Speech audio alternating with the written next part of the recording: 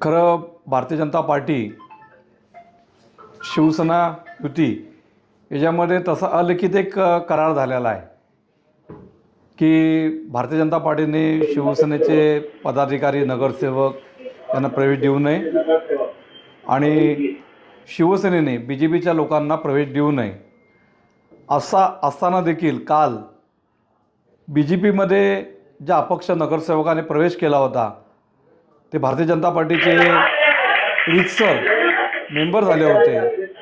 त्यांना भारतीय जनता पार्टीचं त्यांना आणि त्यांच्या बहिणीला तिकीट जाहीर झालं होतं।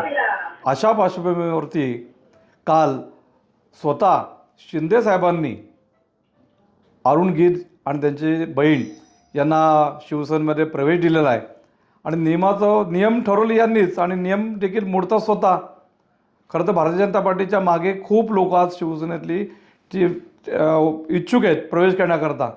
सगळ्यांना आम्ही नाही सांगितलं, सगळ्यांना थांबवून ठेवलेलं आहे। अंबरनाथ असेल, उल्हासनगर असेल, कल्याण असेल, डोंबिवली असेल, अनेक नगरसेवक पण आहेत शिवसेनेचे की जे प्रवेश करण्याकरता उत्सुक आहेत। पण असं युतीमध्ये ठरलेलं आहे की एकमेकांची घेऊ नये आणि युती होणार आहे, 100% युती होणार आहे।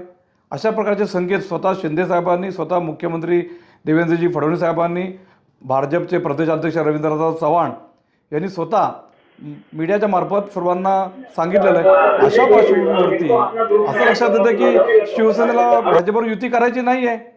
एकीकडनं युतीची बोलणी करायची, युती करा म्हणून सांगायचं आणि भाजपच्या पाठीमध्ये खंजीर खुपसायचा। भाजपमध्ये ज्यांनी नगरसेवक प्रवेश केलेला आहे त्यांना त्यांच्या पक्षामध्ये प्रवेश द्यायचा, हे अत्यंत योग्य नाही आहे, हे चुकीचं आहे।